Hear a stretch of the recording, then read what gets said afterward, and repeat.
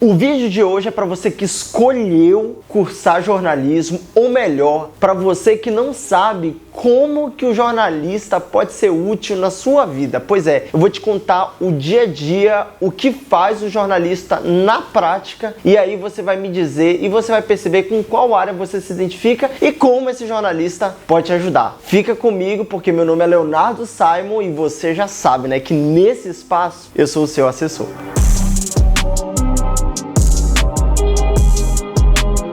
Primeiramente, parabéns a você, trabalhador, trabalhadora brasileira, né, que está na labuta todos os dias, em especial aos meus amigos jornalistas e minhas amigas jornalistas também, que estão aí dando o seu sangue, o suor, né, e o seu intelecto em prol da verdade, da democracia. Parabéns, é Dia dos Trabalhadores, aê, muito que bom. Espero que você esteja aproveitando seu dia com muito descanso, porque a gente merece.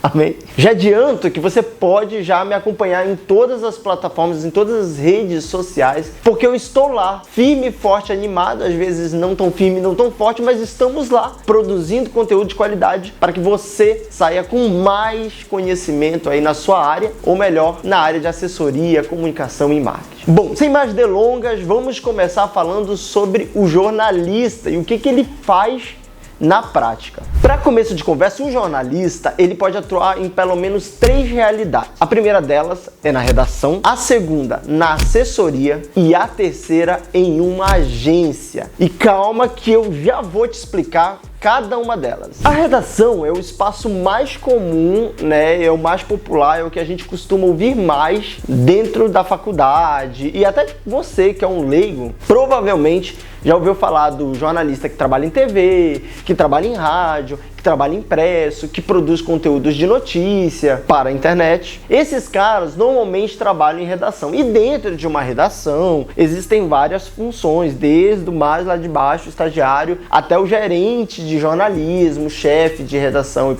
e por aí vai. A menos que você entre como estagiário, normalmente você vai atuar ali logo no início como um produtor. E o produtor, ele é como se fosse uma espécie de pauteiro. É o cara que seleciona as pautas junto ali ao chefe de redação e tudo mais, numa reunião de pauta que normalmente se faz diariamente, escolhe-se as matérias e os conteúdos que serão veiculados, e aí esse produtor fica responsável de encontrar as fontes, agendar as fotos ou os vídeos junto a essas pessoas que são os protagonistas da notícia. E aí normalmente ele já deixa meio que encaminhado para o repórter quando ele chega na redação, só para fazer os contatos para o quê? Ajustar os últimos detalhes. Acontece que isso costuma ser mais comum em veículos de médio e grande porte. Quando o veículo ele é pequeno, acostuma-se o quê? Juntar a função. Então, normalmente o produtor acaba sendo o repórter e tudo mais. Vale lembrar também que o repórter, ele muitas vezes, quando vai confirmar com a fonte, né? Às vezes vai fazer aquele contato já para consolidar a pauta, às vezes a pauta cai, às vezes o entrevistado desiste e tudo mais. Aí o jornalista precisa fazer um pouco do trabalho do produtor e identificar fontes e tudo mais. Então, como vocês podem ver, são trabalhos assim, meio que juntos e afins, mas com propostas diferentes. Agora, você deve estar se perguntando, como que chega uma notícia numa redação? Normalmente, as notícias elas chegam de pelo menos 4 formas. A primeira delas, por meio da população. A população manda mensagem no WhatsApp, procura, liga para a redação, manda e-mail, ou seja, fazem as denúncias com base, né, naquilo que elas estão vivendo, e aí, né, na reunião de pauta, a redação decide ali quais conteúdos são mais relevantes para entrar naquele dia. A segunda maneira pela qual as notícias chegam na redação são por meio da assessoria de imprensa. Então, normalmente, um assessor de imprensa tem um cliente e envia um release para a redação sugerindo uma pauta. E aí a redação pega aquele texto enviado pelo assessor e pensa, isso daí é interessante para cobrir. Então, as assessorias são mais um meio pelas quais as notícias chegam na redação. Uma terceira forma da gente identificar, ou melhor,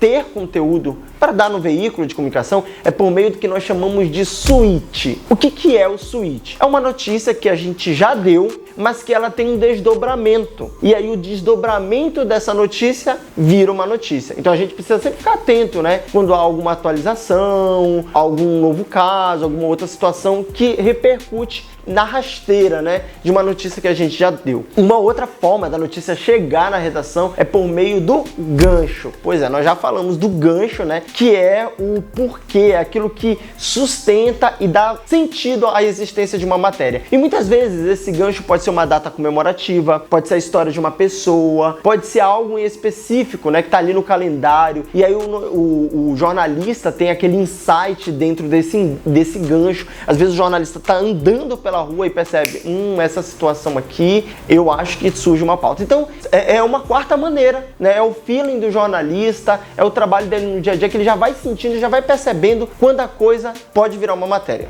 O segundo grupo de jornalistas trabalham no que nós chamamos de assessoria de comunicação. Assessoria de comunicação é quando o profissional de jornalismo é contratado para gerenciar uma equipe ou a comunicação de uma empresa. Nesses casos, o jornalista costuma ser responsável por trabalhar todos os stakeholders, né? Todo o público de interesse daquela empresa e como a comunicação pode ser efetiva para esse grupo. Por exemplo, dentro de uma empresa, a gente tem os colaboradores, nós temos os clientes, temos serviços terceirizados, e para cada uma dessas pessoas, desse público, a gente tem uma maneira de comunicar, de dialogar, de falar, de passar uma informação. Então, o jornalista, assessor de comunicação, precisa traçar estratégias para atender esse público dentro e fora da realidade de uma empresa. Então, normalmente, ele é o jornalista corporativo. O outro tipo de assessoria que o jornalista pode trabalhar é o que nós chamamos de assessoria de imprensa.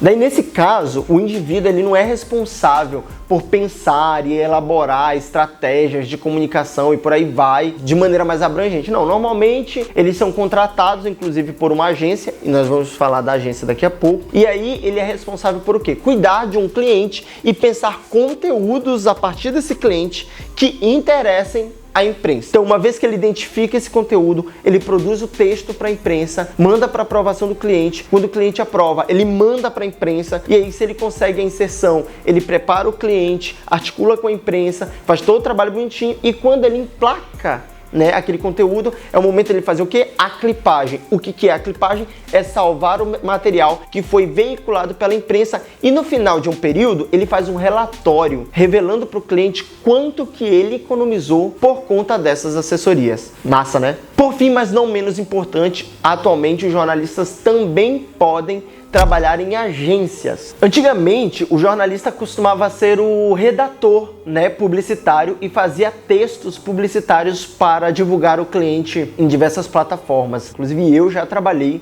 como redator publicitário, trabalhei numa agência, né, voltada para o marketing e publicidade. Só que com o amadurecimento do marketing, o amadurecimento da comunicação, da publicidade, hoje o jornalista ele já está se especializando no que nós chamamos de copy, que pode ser tanto a copy de educação quanto a copy de venda. O que é a copy? É aquele texto estratégico, né, que vai conduzindo o cliente pelo serviço sem necessariamente vender alguma coisa, que é o caso da copy de educação, né? A copy de educação são os blogs, por exemplo, né, que você escreve de maneira estratégica e educa o cliente. Já a copy de venda são os textos estratégicos quando você quer oferecer um produto ou serviço para o cliente. E muitas vezes por trás desses textos, desse conteúdo, está o quê? Um jornalista. Então, como vocês podem perceber, até nas agências existem a necessidade de jornalistas, e infelizmente dentro das faculdades se fala muito pouco dessa área de atuação, mas eu tô para te dizer que essa é uma das áreas mais promissoras pra gente que é da área. Bom,